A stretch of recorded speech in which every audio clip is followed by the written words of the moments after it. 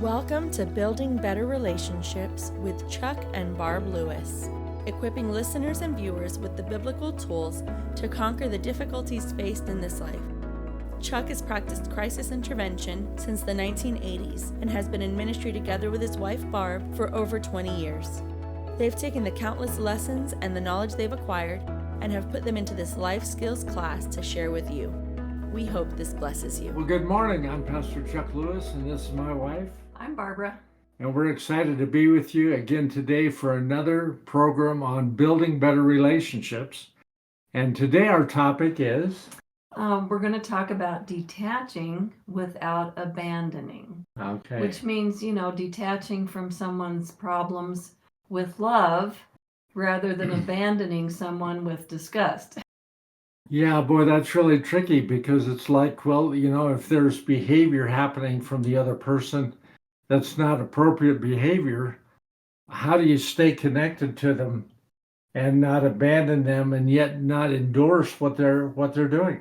Right. And that behavior could be addiction. Yes. A lot of things going on right now with drug and alcohol addiction, bad choices, just dysfunctional behavior. And, we can get so involved in what someone else is doing that we kind of lose ourselves. And so detachment means to separate ourselves emotionally and spiritually from other people, to separate from the adverse effects of another person's problems can help us look at the situation more realistically and objectively. So does that always mean physical separation? Well, the only time you really need to draw a boundary with the physical is if there's physical abuse. If the person is violating you physically, then definitely we need to draw a boundary. But set some limits. And sometimes it means, not being around that person. I mean, if they choose not to listen to you and if you tell them how this feels to you, which abuse always feels bad. Yes. There's no other way around that, but that's not appropriate. So when it's not, and by the way, if you're listening right now and you're going through that kind of abuse, I want you to know, Barb and I both want you to know you're way too valuable to be abused. Amen. I mean, you are so valuable, and maybe not to the person abusing you, but you are valuable to the Lord and you're valuable to other people. Yes. And so you need to set a boundary, with that person, whoever it is, man or woman. It can happen both ways, but you're too valuable. We really want to stress that point today. So we're talking about how to distance yourself in setting good boundaries and doing it in a loving way, and not threatening them while you're doing it. Just walk it out, basically. Because a lot of people threaten things because they're really upset, but they never follow through. And if you don't follow through, that just sends a message, yeah, you're not going to like it, but you're going to tolerate it. Yeah. And that's, clinically, that's called being maladaptive. And maladaptive behavior is like a frog sitting in a pan of boiling water that's starting to boil, and it will just adapt to that water and literally boil. Yeah. It will not jump out of the pan. And that's the way we can be emotionally too when we've gone through a lot of abuse. Maybe in childhood you've gone through abuse. I've talked to people that says I've had abuse all the way through. I don't know any other way of living without it. Yeah, I'm glad you said that because it can feel quote unquote normal, and I think we can so gradually get used to it that we don't even notice it's happening. We don't notice it's happening. So basically, if we don't have a reality check, and that's what we try to do on this program, is to let people know what an appropriate way of life is. God wants us to feel honored. He wants us to know that we're valuable and that we're important to Him, and we need to be important to each other. So if I value you, Barb, then I'm not going to be abusive verbally Mm-hmm. or physically, of course, but I'm not going to I'm not going to put you down in public. I'm not going to say things at your expense. Yeah. And I've had people that have been doing that, and then if you confront them, they'll say, "Oh, I was just kidding around." I mean, my goodness, can't you take a joke? You're too serious. But we believe that nothing is funny if it's at somebody else's expense. Mm-hmm. We can have a lot of fun, but not do it that way. That's such a good point, because real healthy love is nourishing for each other. Yes. But this unhealthy love that we're talking about, where you get so obsessed with someone else's problems, you become enmeshed with them and obsessed with them, and that is not healthy. It's self-destructive. Right. So genuine love isn't self-destructive, and it doesn't diminish our identity as a person or the other person. That's really true, and we can get a point.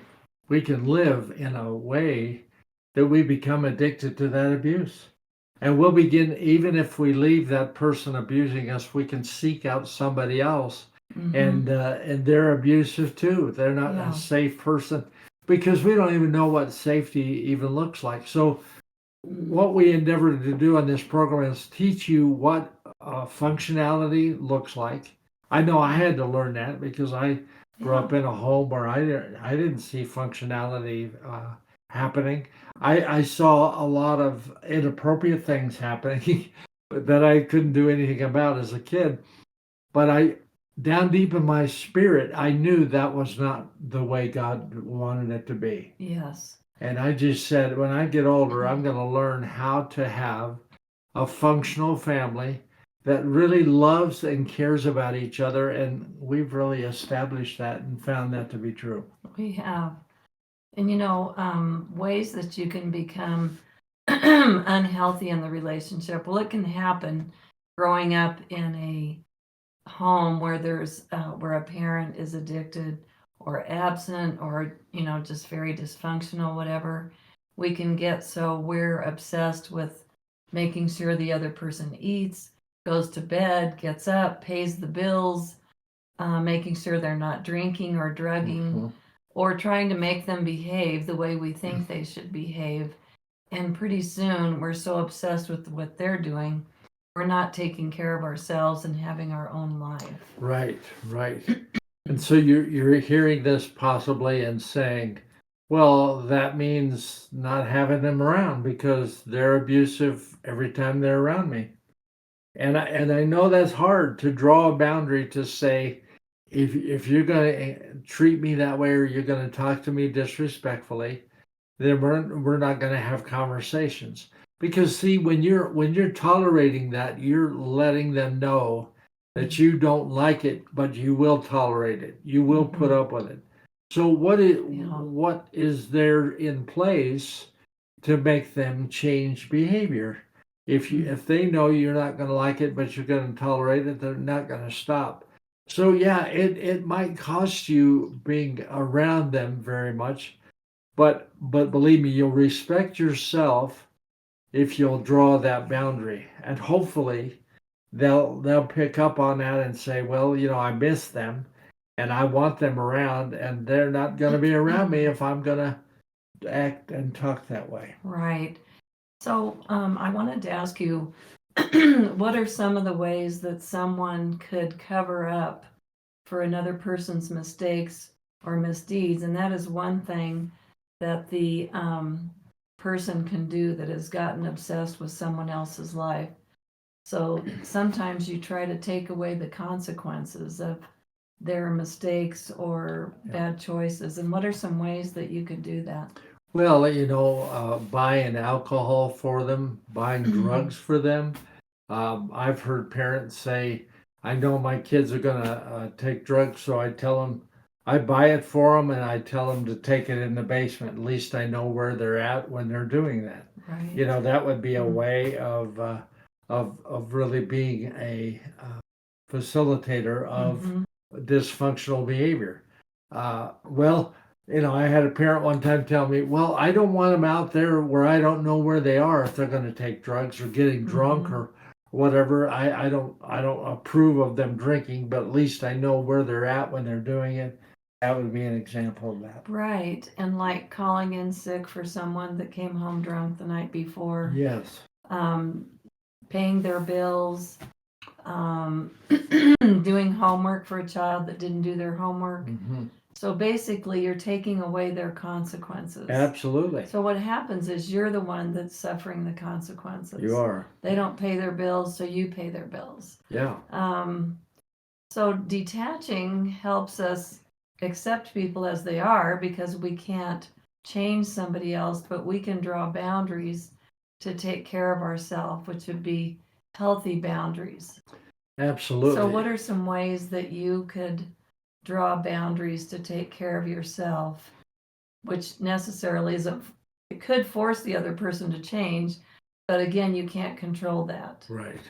Well, the example is what Jesus does. He loves us, but he hates the sin. Right. That's So good. so we have to do that with our loved ones too, or our partner, whoever it is. Or if you're married to somebody that way, and you said, well, they've been that way for years, and there's no changing them. I've confronted them. I've talked to them about consequence. Nothing comes through. Well, all you can do is really live your life out in the most functional way you can. Learn how to live a functional life. Maybe get some intervention if you need that. Get counseling. Get a pastor involved. Whatever it takes to confront that person. Now, that's not a guarantee that they're going to do anything except get mad about it. but if there's any change that's ever going to occur, it's going to have to be through some kind of intervention. And so you might need help with that. You might need to ask somebody. There's organizations, counseling organizations that have, I think they call them interventionists. I'm not positive about that, but Maybe an addiction counselor or something. yeah, people that will literally intervene in your family, and sometimes it takes somebody like that. Yeah, that's good. Yeah. Don't try to take it on yourself. Don't try to do it all. Get some help with that. And you see, people say to me all the time, well, they won't ever go to counseling. They won't ever agree to it. But you can still go. Yes. And you can learn a lot of tools and skills, and learning kind of what I call an emotional 911 plan to know what to do in those crisis situations. Right. We learn what to do when we need to literally call 911, but I probably had to call 911 4 times in my entire life. But we have emotional 911 sometimes every week, and yet we don't know what to do. We've never been trained to know what to do during an emotional 911. So that's what we're talking about today, how to love that person in an appropriate way without being a facilitator of their wrong choices and behavior. So good. And one thing I remember you saying one time is, we need to let the other person own their own problems. Yes. Instead of us owning them. And one thing I think I heard you notice that someone said to their family member that was addicted was, when they had a problem, they said, what are we going to do about this? What are we going to do about it? Yeah. And you really picked up on that. Yeah. And you said, in that way, you are taking ownership of their problem too. Right. And what you need to do is ask them, what are you going to do about that? Absolutely. Yeah. And that doesn't mean you can't do anything to help, but it needs appropriate help, within boundaries. Exactly. And they've even said that to me. What are we going to do about this? And I said, where do you get this we stuff? I don't have a mouse in my pocket, so it's not a we, it's a you. It's what are the options that you can do about this? And if you choose to do nothing, then nothing changes. And it just causes people to be a lot more angry than you would need to be.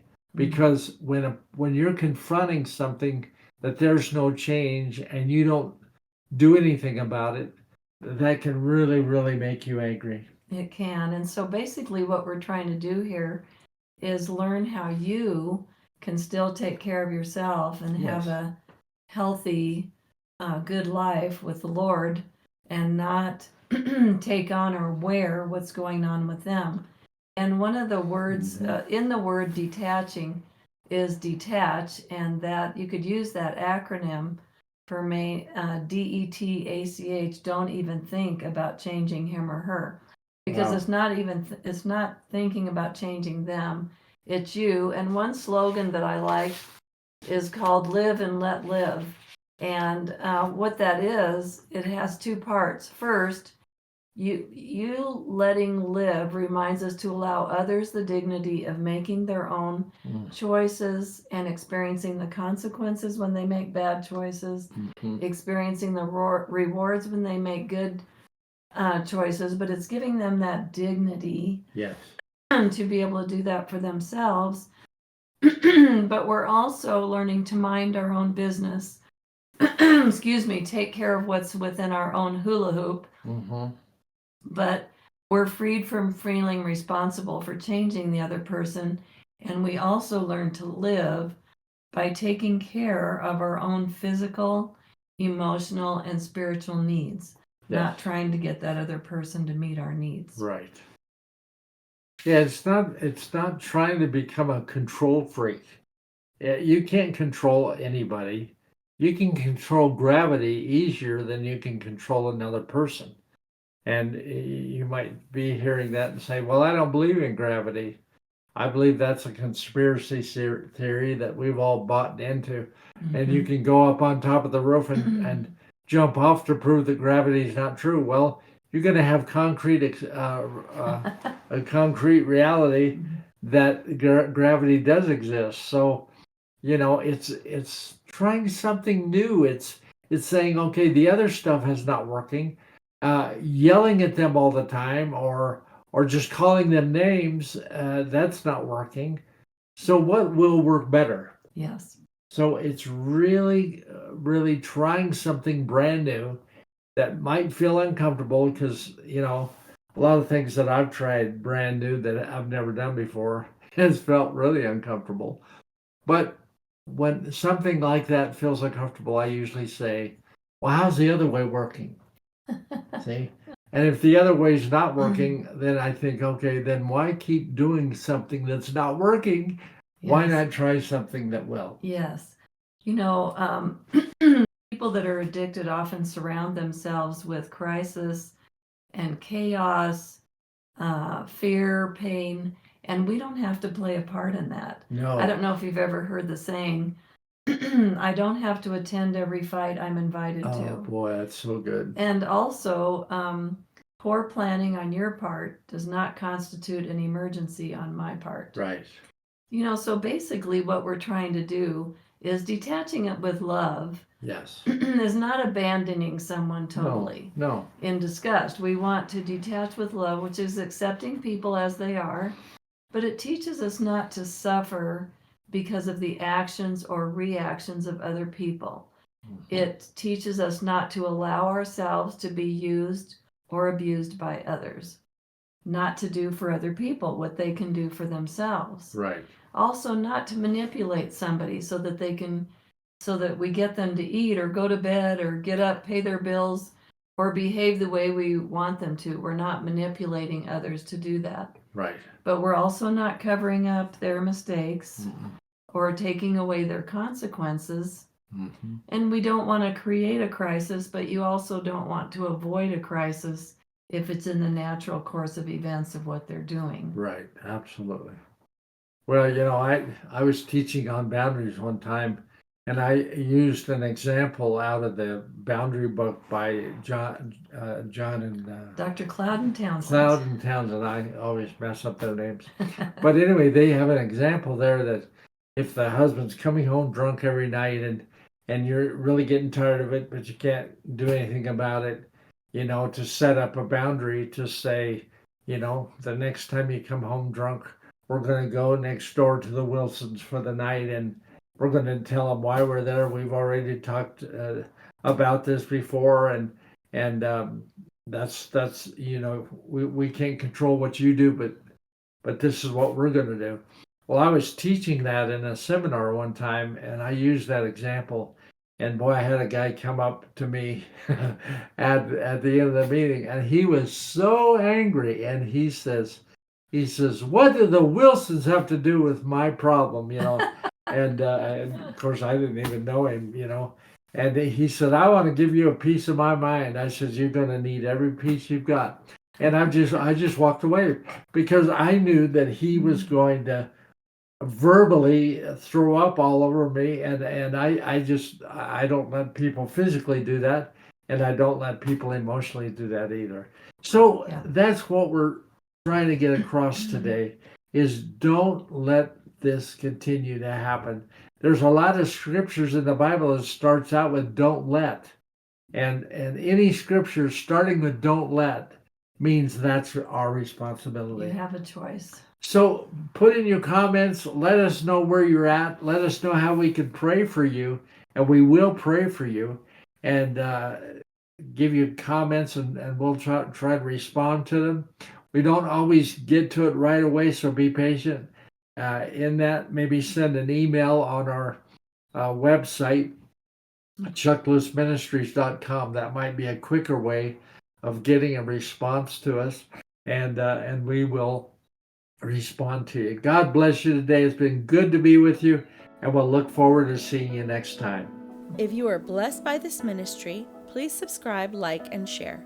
You can also make donations at chucklewisministries.com. Join us to keep uncovering the tools to build better relationships together. Let's do this again next week.